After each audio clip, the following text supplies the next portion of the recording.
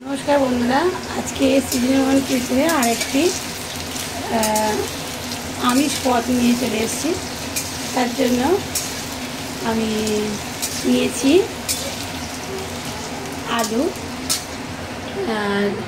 রেখেছি তরমুজের খোসা একটু সেদ্ধ করে, হালকা সেদ্ধ করে রেখেছি, আর নিয়েছি মাংস। আমি তরমুজের খোসা দিয়েই মাংসটা রান্না করব। আমি এর আগে একদিন করেছি, তো সবাই খুব ভালো করেছে, তো সেই জন্য আমি রান্নাটা আপনাদের সঙ্গে শেয়ার করতে চলে এসেছি। অনেকেই বলেছে যে পেঁপের মতো খেতে লাগছে, কেউ বলছে লাউয়ের মতো খেতে লাগছে। তো খুব ভালো মাংস। আমরা একজন এক এক রকমভাবে রান্না করে থাকি, তবে আজকের মাংস রান্নাটা কিন্তু একদম অন্যরকম। তার জন্য আমি মাংসটা মেখে রেখে দিয়েছি। মাংসটা এইভাবে মেখে রেখে দিয়েছি, ভিনিগার, হলুদ, লঙ্কা, জিরে দিয়ে আমি এটাকে মেখে রেখে দিয়েছি। আমি মাংসটা 150 মতো নিয়েছি, আর তরমুজের খোসা নিয়েছি। তো তার জন্য আলু ভাজতে দিয়েছি।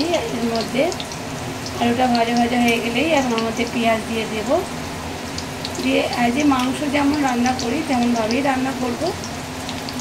তবে স্বাদটা কিন্তু একদমই অন্যরকম লাগে এবং খুব ভালো লাগে।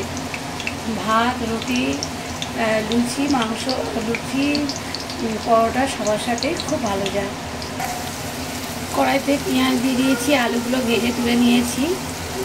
এর মধ্যে পেঁয়াজটা ভাজা হয়ে গেলে মাংসটাও দিয়ে দিচ্ছি,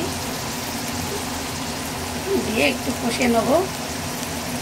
কড়াইতে চিকেনটাও দিয়ে দিয়েছি, দিয়ে এইভাবে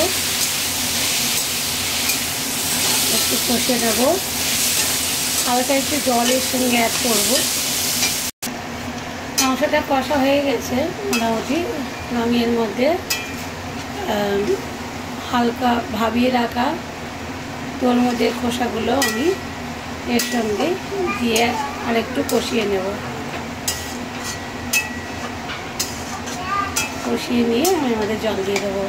এর সঙ্গে আলুটাও অবশ্য দিয়ে দেবো, ভেজে রাখা আলুটাও দিয়ে দেবো। তো এইভাবে মাংস রান্না করে আপনারা দেখবেন এবং কেমন খেতে হয়েছে অবশ্যই কমেন্ট বক্সে কমেন্ট করে জানাবেন। কারণ সচরাচর আমরা এইসবগুলো জিনিসগুলো ফেলে দিই, এই তরমুজের খোসা, তো সেটা আমরা ফেলবো না, আজ থেকে আর ফেলবো না। এইভাবে অবশ্যই একটা আমি এর আগে তরমুজের খোসা দিয়ে নিরামিষ পদ রান্না করে আপনাদের দেখিয়েছি, চাটনিও বানিয়েছি, সেটাও অপূর্ব হয়েছিল। তো তরমুজের খোসা কিন্তু শরীরের জন্য অনেক উপকারী। তো এইভাবে সবুজ অংশটা ফেলে দিয়ে ভেতরের যে অংশটা কিন্তু আমরা আরামসে একটা সবজি হিসেবে খেতে পারি। তো অবশ্যই আপনারা এইভাবে কাটবেন, কেটে এইভাবে রান্না করবেন এবং কেমন লাগছে রান্নাগুলো কমেন্ট বক্সে অবশ্যই কমেন্ট করবেন। এর মধ্যে আমি আলুগুলোও অ্যাড করে দেবো। সব শেষে আমি একটুখানি যখন রান্নাটা শেষ হয়ে যাবে তখন আমি একটু গরম মশলা অ্যাড করব। আর এইভাবে কষতে থাকুন, কষে একটু জল দিয়ে দেবেন।